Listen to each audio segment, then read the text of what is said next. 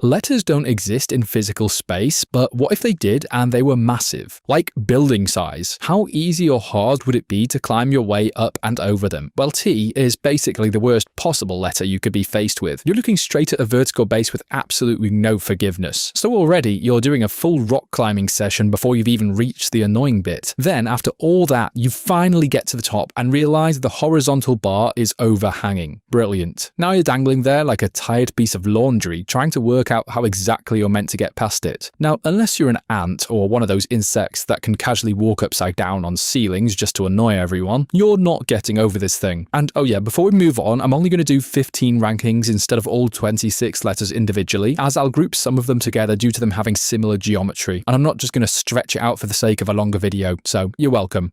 Number 14. V. V, W, and Y all have the same basic problem. These letters all overhang diagonally, so climbing them barehand is rough. You're not really climbing upward as much as you're hanging underneath a giant slanted surface, slowly questioning your gym membership. The first few steps might feel possible. You know, maybe you might pull yourself up a little bit, convince yourself that, yeah, you're built for this. Then gravity reminds you you're not that guy. Your feet can't get properly underneath you, your hands are doing all the work, and then after about 10 seconds, your body starts making that weird internal decision to give up. So on all three of these, it's over before it started. Number 13. Z.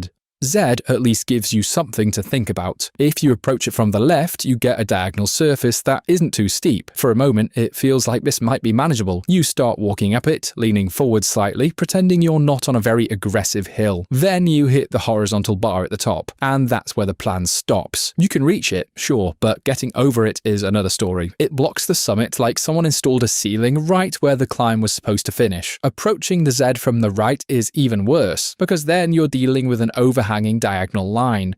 Number 12. I. I is one of those letters that looks simple, but simple does not mean easy. You climb the vertical section, which is already a lot of effort, and then when you finally reach the top, you guessed it, once again there's a horizontal bar sitting there like a bouncer outside a nightclub. You can see where you want to go, you just can't get there without doing something extremely athletic and probably embarrassing. J also has the same issue at first. You scramble up the vertical section and still have to deal with that top bar, but J does at least offer something fun on the way down. If you somehow manage to make it over, you can actually slide down the curved bottom on the other side and it flings you out at top speed. Not useful for climbing, but very useful if you've always wanted to exit a letter like a water park accident. Number 11. U. This one starts off okay, which is more than some of these can say. You've got two vertical slides, so if you can get a decent grip, you can begin climbing upwards. It's hard, but not instantly impossible. Now, here's where you need to be clever with it. You'd need to try and find a way to use the momentum to give you enough speed to make it out of that deep chasm in the middle. So, what I'd suggest is greasing yourself up, doing a big jump into the curve, and then hope the velocity is enough to make you land on the other side. However, should you fail to reach the other side with your momentum, you are now stuck eternally in the trough of the U and you're too covered in slippery baby oil to get a grip to climb out. Number 10.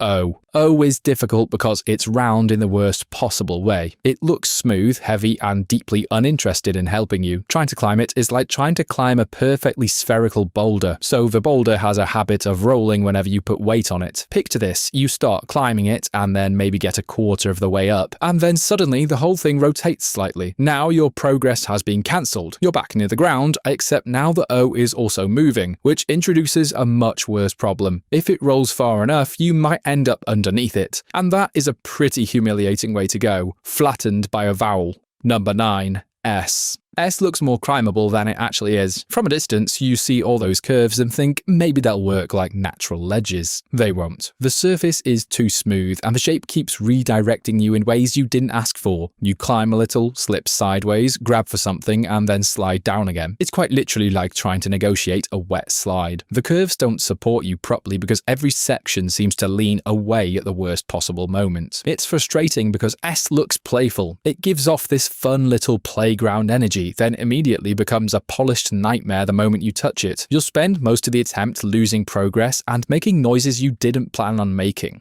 Number 8.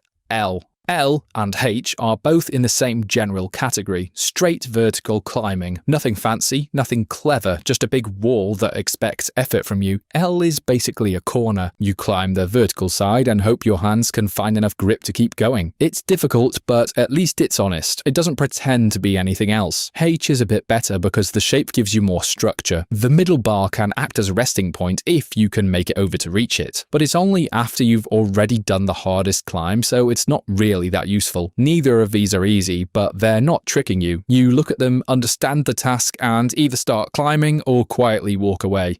Number 7. C. Now, I know what you're thinking, C looks impossible. There's a huge empty space between the bottom and top, and unless you've got the jumping ability of LeBron James, you're not getting from one side to the other. But the trick with C is that you don't actually climb it authentically. You run into the gap, shoulder barge the back of the curve, and roll the whole thing over. Now, suddenly the letter is moving for you, and as it turns, you can basically walk through it and step out the other side. It's not elegant, and you'll probably look like someone fighting a giant bracelet, but it works. Sometimes climbing isn't about strength. Sometimes it's about realizing the object itself is the weak one. Yeah, I bet you didn't expect that level of philosophical insight when you clicked on this video, did you?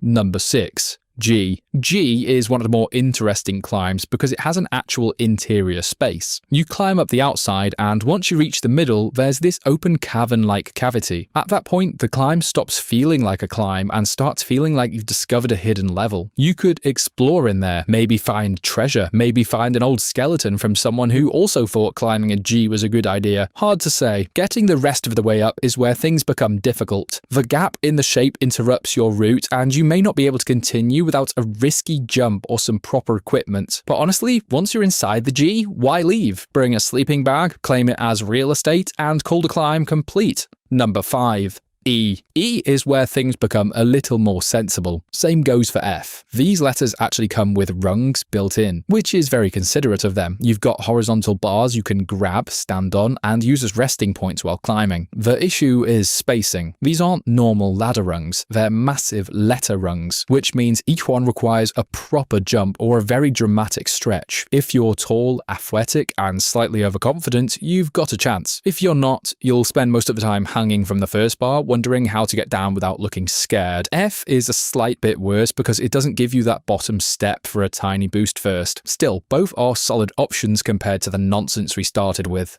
Number 4. X. You ever watch that crazy show, Ninja Warrior? Yeah? Well, X and K both give me Ninja Warrior energy. You know that weird overhanging wall they sprint at full speed, plant their foot on, and then somehow launch themselves upward while everyone in the crowd acts like that's normal human movement? Yeah, well, that's what these letters feel like. They're not easy, but they are possible if you've got the right kind of skill. You can use the diagonals to your advantage, jumping from one section to another and using a momentum instead of just pulling yourself up slowly. For a normal person, this is probably ending with a slide back down and a bruised ego, as well as several broken bones. For someone good at parkour though, X and K become playground equipment. Very dangerous playground equipment, but still. Number 3. Q. Q solves the biggest problem O had. Whilst O rolls around and tries to crush you, Q has that little leg sticking out, which stabilizes the whole thing. That one small change makes a massive difference. Now you can climb the rounded body without worrying it's going to rotate underneath you and turn you into a pancake. The leg also acts like a ramp, giving you a boost for the first section. That's extremely helpful because the beginning of the climb is usually where you waste the most energy trying to get started. Q is basically O after it got a safety upgrade. Number 2. B. This is like climbing two massive bales of hay stacked on top of each other. The lower curve gives you a big rounded surface to scramble up, and because it slightly overhangs, there's enough shape there to grip and rest against. So the best part is that middle section. Once you make it halfway, you've got that natural break point. You can stop, catch your breath, and pretend you're not absolutely exhausted. That matters a lot. Most difficult climbs become more manageable when you've got somewhere to pause. Then you tackle the second rounded section. It's still hard, don't get me wrong, but by that point you've already solved the first half and know what you're doing. B doesn't make the climb easy, but it gives you stages. That's surprisingly generous for a letter. Number 1. A. A is the easiest letter to climb because it's basically a steep hill with branding. The sides are angled instead of vertical, which means you're not hanging off it the whole time. If you've got shoes with some decent grip, you can walk or crawl your way up without needing the upper body strength of a circus performer. And when you finally make it over, the other side becomes a slide. That's a huge bonus. Most letters punish you on the way down, whereas this one actually lets you enjoy it. So yeah, A wins easily. This might be the only letter here that feels like it was accidentally designed for climbing over.